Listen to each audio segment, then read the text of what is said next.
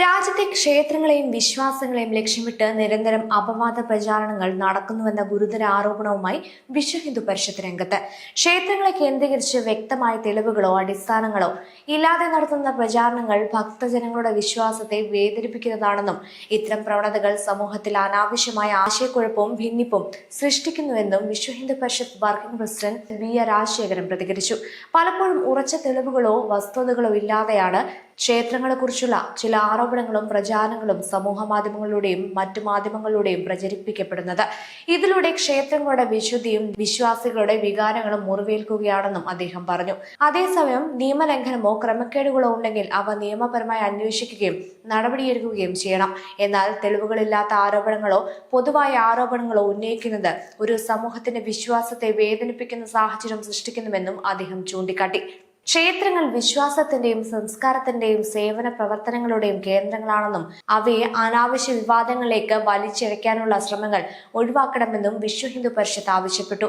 ഭക്തരുടെ വിശ്വാസത്തെയും ആരാധനാ സ്വാതന്ത്ര്യത്തെയും ബഹുമാനിക്കേണ്ടത് എല്ലാവരുടെയും ഉത്തരവാദിത്തമാണെന്നും ഒരു മതവിഭാഗത്തിന്റെ ആരാധന കേന്ദ്രങ്ങളെ മാത്രം ലക്ഷ്യമിട്ട് നടത്തുന്ന പ്രചാരണങ്ങൾ സമൂഹത്തിൽ അനാവശ്യ സംഘർഷങ്ങൾക്ക് വഴിവെക്കുമെന്നും അദ്ദേഹം അഭിപ്രായപ്പെട്ടു. ഭാരതത്തിലെ പ്രധാന ക്ഷേത്രങ്ങളെ കേന്ദ്രീകരിച്ച് വലിയൊരു അന്താരാഷ്ട്ര ഗൂഢാലോചന നടക്കുകയാണ്. എങ്ങനെ ക്ഷേത്രങ്ങളെ അപവാദത്തിൽപ്പെടുത്തി ഇല്ലായ്മ ചെയ്ത് ഭക്തജനങ്ങളെ വേദനിപ്പിക്കുന്ന ഒരു സാഹചര്യത്തിലേക്ക് കൊണ്ടുചെന്നെത്തിച്ചിരിക്കുകയാണ്. നിരവധി ക്ഷേത്രങ്ങൾ ഇന്ന് ക്ഷേത്രങ്ങളെ കേന്ദ്രീകരിച്ച് മാത്രം, പ്രത്യേകിച്ച് അത്ര കാര്യമാത്ര പ്രസക്തമായ അടിസ്ഥാനങ്ങൾ ഒന്നുമില്ലാതെയാണ് ഇത്തരം ദുഷ്പ്രചരണങ്ങളൊക്കെ നടത്തുന്നത്. ശരിയാണ്, അയോധ്യ ശ്രീരാമ ജന്മഭൂമി തീർത്ഥക്ഷേത്ര ട്രസ്റ്റിൻ്റെ ജാഗ്രതക്കുറവ് മൂലം അവിടെ സ്റ്റേറ്റ് ബാങ്ക് ഓഫ് ഇന്ത്യയുടെ ചുമതലയിലെ മേൽനോട്ടത്തിൽ, അതേപോലെ തന്നെ റിസർവ് ബാങ്കിന് വേണ്ടി നാണയം പ്രിന്റ് ചെയ്യുന്ന ധനമന്ത്രാലയത്തിൻ്റെ കീഴിൽ പ്രവർത്തിക്കുന്ന മറ്റൊരു പൊതുമേഖലാ സ്ഥാപനവും ഒക്കെയാണ് അവിടുത്തെ ഈ കാര്യങ്ങളൊക്കെ തന്നെ നിയന്ത്രിക്കപ്പെടുന്നത്. അവിടെ നടന്ന ചില മോഷണങ്ങൾ, ആ മോഷണങ്ങളെ സംബന്ധിച്ച് വളരെ കൃത്യമായ പോലീസ് ടീം, അഡ്മിനിസ്ട്രേഷൻ രംഗത്തെ ഏറ്റവും പ്രമുഖനായ ഒരു വ്യക്തി, അതേപോലെ തന്നെ പോലീസ് IG, അതേപോലെ തന്നെ ഒരു സാമ്പത്തികകാര്യ വിദഗ്ധൻ എന്നിവരടങ്ങുന്ന ഒരു സ്പെഷ്യൽ ഇൻവെസ്റ്റിഗേഷൻ ടീം അതിൻ്റെ അന്വേഷണം നടത്തുകയും കുറ്റക്കാരെ ഒരു പരിധിവരെ കണ്ടെത്തുകയും കൂടുതൽ സമഗ്രമായ അന്വേഷണം നടന്നു വരികയും ചെയ്യുകയാണ്. ഇതുവരെ ലഭ്യമായ വിവരങ്ങൾ അനുസരിച്ച് 8ഓളം പേര് ജയിലിനുള്ളിലായിട്ടുണ്ട്. അവരിൽ നിന്നും ഏതാണ്ട് 89 ലക്ഷം രൂപയോളം പിടിച്ചെടുക്കുകയും ചെയ്തിട്ടുണ്ട്. അപ്പം ഇതിനെ സംബന്ധിച്ച് എത്രത്തോളം ഹീനമായ ദുഷ്പ്രചരണങ്ങൾ നടത്താമോ അതെല്ലാം നടത്തി ഭക്തജനങ്ങളുടെ മനസ്സിനെ വേദനിപ്പിച്ചുകൊണ്ട് ആ ക്ഷേത്രത്തിലേക്ക് എങ്ങനെ അവർ എത്താതിരിക്കാൻ കഴിയും, അതിന് വേണ്ടതായ എല്ലാ പദ്ധതികളും ഒരു പരിധിവരെ എല്ലാ സംവിധാനങ്ങളെയും ദുരുപയോഗം ചെയ്തുകൊണ്ട് ചില രാഷ്ട്രീയ നേതൃത്വം അതിന് മുന്നിട്ടിറങ്ങിയിരിക്കുകയാണ്. അതുപോലെ തന്നെയാണ് രാഷ്ട്രദേവനായിട്ടുള്ള ബദരീനാഥൻ്റെ തിരുസന്നിധി, കേദാരനാഥ്, എല്ലാ ക്ഷേത്രങ്ങളിലും ഇത്തരത്തിലുള്ള ചില പദ്ധതികൾ കൊണ്ടുവരുന്നു. ഇതെല്ലാം തന്നെ മഹാക്ഷേത്രങ്ങളെ അപവാദപ്പെടുത്തുന്ന തരത്തിലേക്കാണ് പോകുന്നത്.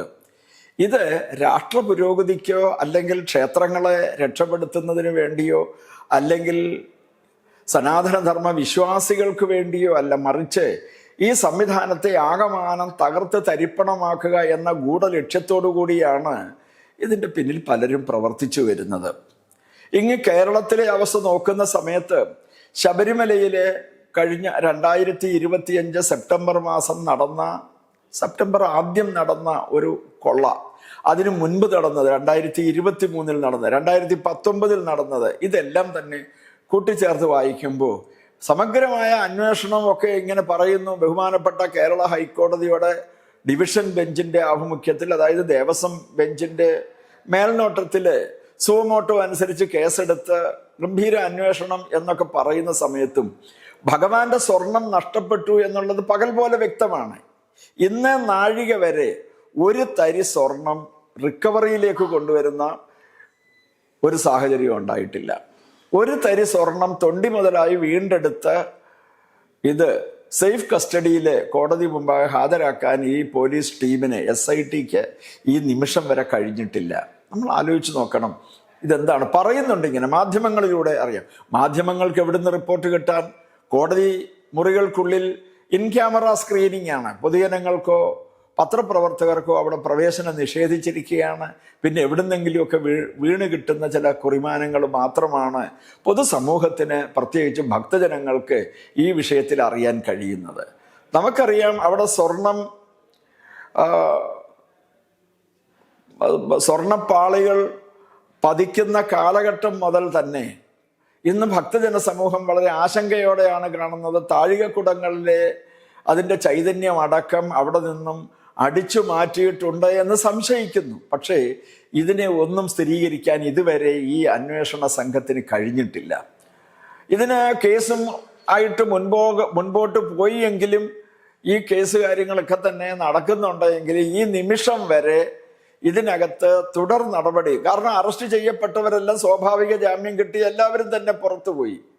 പ്രശാന്ത് എന്ന് പറയുന്ന മുൻ ദേവസ്വം ബോർഡ് പ്രസിഡന്റ് കേസിൽ പ്രതിയാണെന്ന് പറയുന്നു. ഈ നിമിഷം വരെ അറസ്റ്റ് ചെയ്യാനായിട്ട് സർക്കാരിന് തൻ്റെ ഇടമുണ്ടായിട്ടില്ല, പോലീസിന് തൻ്റെ ഇടമുണ്ടായിട്ടില്ല. കോടതി അതിനകത്തൊക്കെ നിശബ്ദത പാലിക്കുകയും ചെയ്യുന്നത് ഒരു ആശങ്കയുളവാക്കുകയാണ്.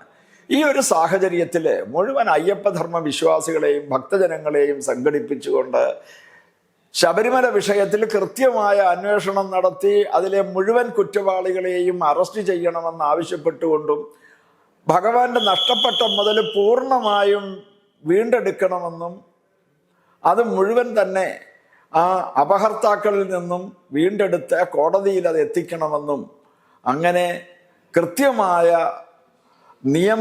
നിയമപരമായ നടപടികൾ പൂർത്തീകരിച്ച് കുറ്റവാളികൾക്ക് പരമാവധി ശിക്ഷ നൽകുന്നതിനാവശ്യമായ നടപടികൾ നൽകുവാൻ തയ്യാറായില്ല എങ്കിൽ അതിശക്തമായ പ്രക്ഷോഭം നയിക്കുവാൻ വിശ്വഹിന്ദു പരിഷത്ത് നിർബന്ധിതമായി തീരും.